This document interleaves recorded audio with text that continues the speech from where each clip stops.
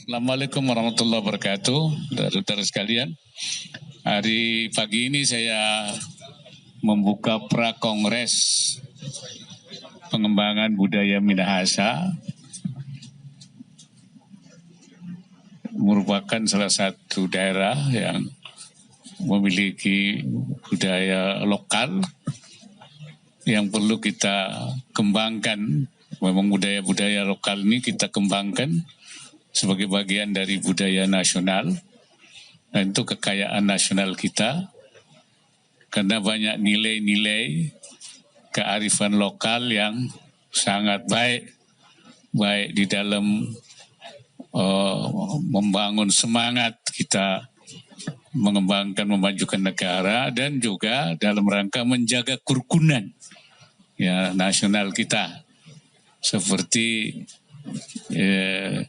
di semangat kearifan lokal yang ada di Minahasa itu ya torang semua basudara.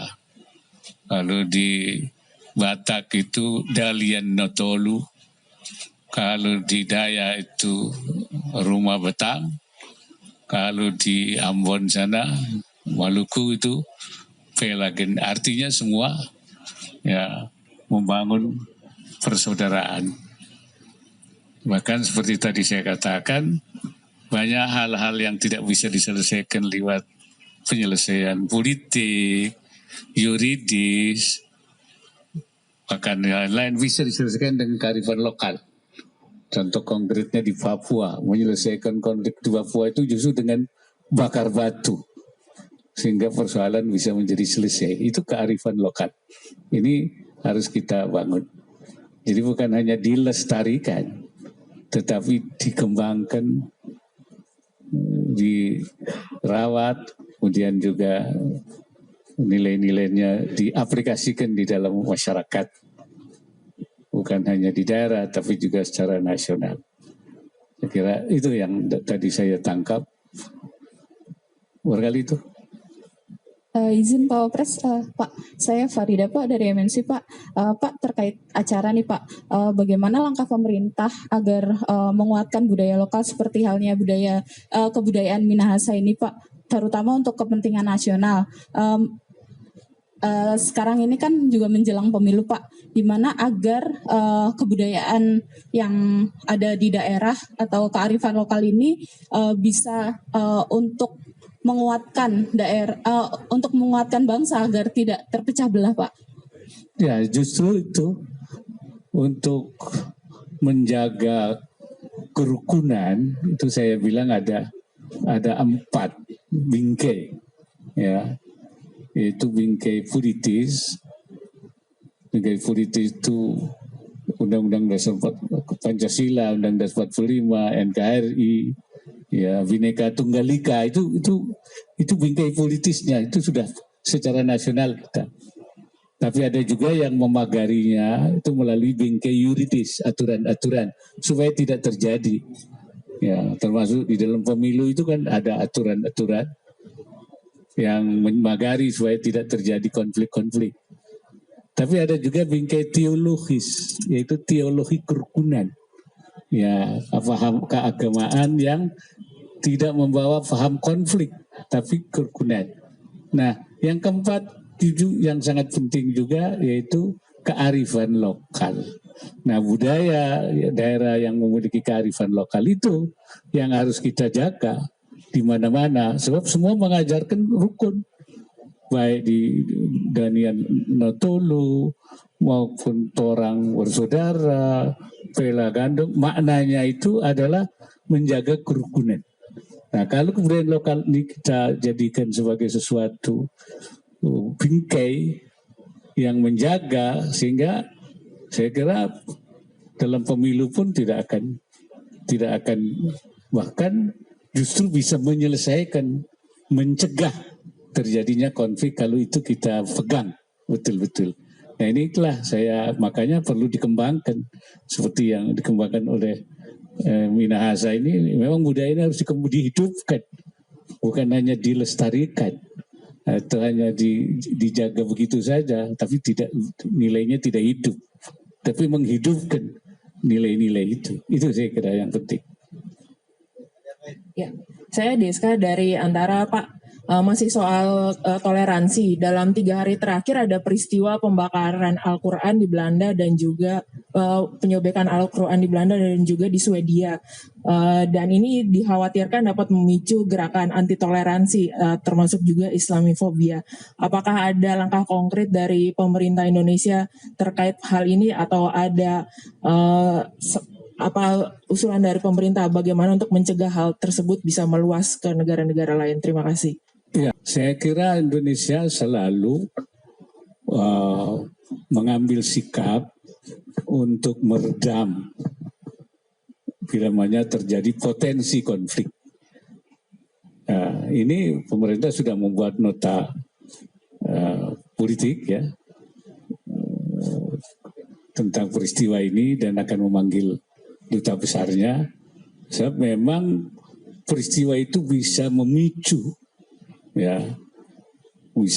konflik.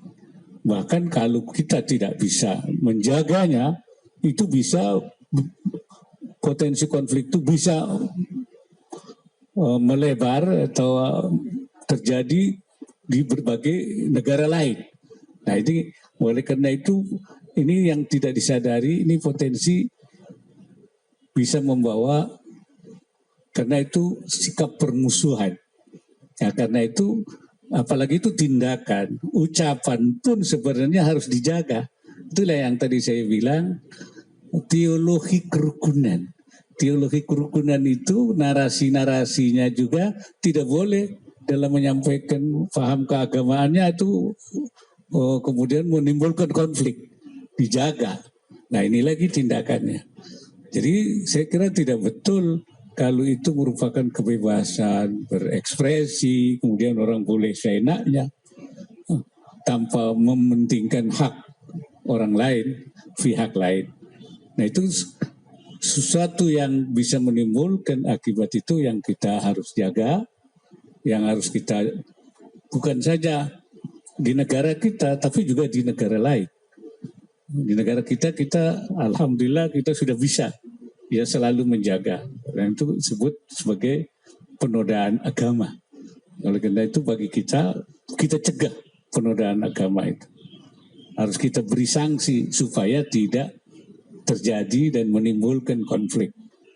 Kita ini bangsa yang paling toleran di dunia ini dianggapnya. Karena itu kita harap apa yang terjadi di Swedia atau di Belanda tidak berpengaruh pada kita. Artinya kita tetap sebagai bangsa sudah punya landasannya, sudah punya semangat, sudah punya karakter yang kita bina selama ini sebagai bangsa yang toleran. Jadi jangan sampai ada unsur-unsur intoleran itu masuk di sini. Saya kira itu.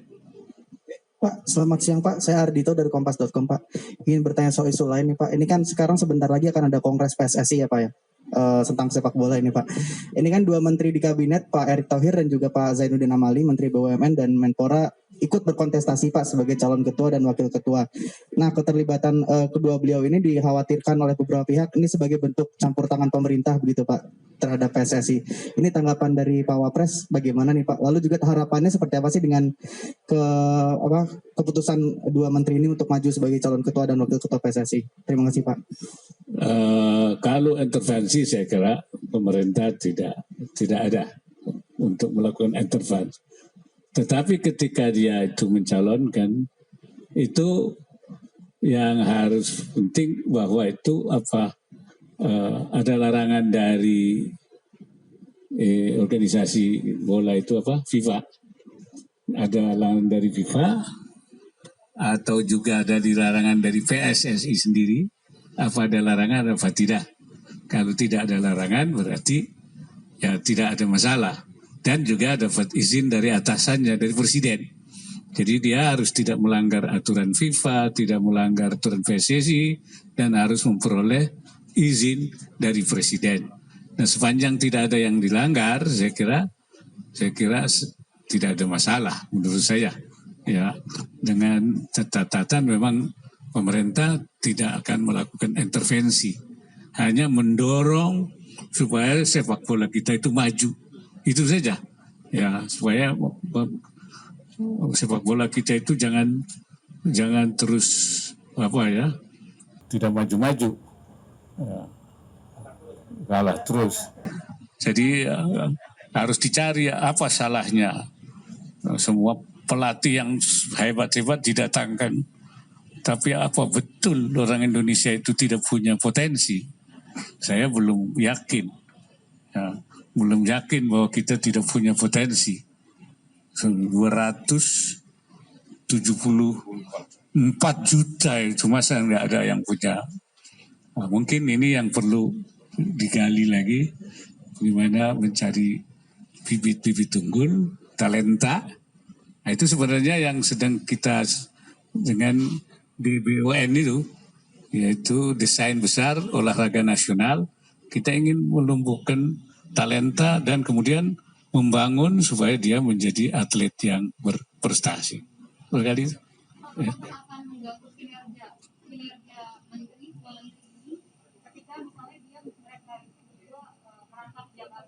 Harus dipastikan tidak boleh mengganggu. Ya, harus dipastikan. Jadi kalau mengganggu ya jangan. Tapi harus dipastikan bahwa memang tidak mengganggu. Nah itu. Terima kasih. Terima kasih. Ya, mohon izin Pak Wapres. Ayu dari Warta Ekonomi terkait dengan wacana vaksin COVID-19 berbayar bagi masyarakat di luar PBI, Pak. Hal ini dimaksudkan untuk transisi masa pandemi menuju endemi. Terkait hal ini, bagaimana tanggapan Pak Wapres? Apakah Bapak setuju dengan wacana tersebut, Pak? Terima kasih, Pak. Ya, saya kira kita akan terus masyarakat itu supaya memiliki imunitas, ya, kekebalan. Karena itu terus dilakukan vaksinasi ini. Ya, kalau yang belum vaksin lengkap supaya vaksin lengkap, kemudian di booster, kemudian sekarang booster yang kedua sudah masuk. Ini supaya terus kita imun. Nah, memang ada wacana untuk booster yang kedua ini untuk yang pemegang PBI, ya, yaitu bantuan pemerintah, itu dibebaskan. Ya, tapi untuk non PBI, ya, penerima bantuan dari pemerintah, itu dia harus diwacanakan untuk berbayar. Maksudnya apa? Supaya mengurangi beban subsidi, dan kedua juga menghidupkan semangat kita saling membantu, bergotong royong, yang kuat membantu yang lemah, sehingga rasa solidaritas saling membantu ada, dan keduanya itu beban subsidi ini kan bisa terkurangi, sehingga bagi mereka yang bukan pemegang penerima bantuan subsidi untuk kesehatan, itu dia diberikan bisa membayar sendiri, tentu dengan harga yang wajar dan terjangkau dan tidak memberatkan. Dan supaya jangan orang kemudian karena bayar kemudian tidak mau di booster, tapi wajar, makanya harganya harga yang tidak menghalangi orang untuk melakukan booster. Itu saya pikir. Selamat pagi menjelang siang Pak, saya Helmut Timothy dari Berita 1 TV. Izin bertanya, untuk belakangan ini kan ada marak terkait dengan kasus rokok elektrik ataupun juga vape begitu ya, yang mempunyai rokok elektrik Pak. Jadi tanggapannya bagaimana terkait dengan kandungan yang berbahaya bagi masyarakat? Apakah pemerintah nantinya akan menggodok ini untuk bisa dibuat undang-undangnya atau seperti apa? Kemudian juga untuk terkait dengan cukainya seperti apa? Apakah bisa disamakan terkait dengan rokok biasa ataupun juga dari elektrik ini Pak? Terima kasih Pak. Ya, saya kira itu akan dikaji ya. Tapi yang pasti kalau sesuatu itu berbahaya, itu pasti dilarang oleh pemerintah. Itu pasti. Kalau dia memang ada bahaya yang ditimbulkan, pasti dilarang. Oleh karena itu nanti akan dikaji betul apa akibat yang ditimbulkan oleh rokok elektrik ini. Ini mungkin akan didalami dulu, nanti bisa baru pemerintah akan mengambil sikap. Nah, kalau memang tidak ada bahaya apa-apa, baru apa dikenakan cukai, apa tidak. Itu berikutnya. Tapi pasti yang pertama itu boleh apa tidak. Itu. Saya kira itu. Ya.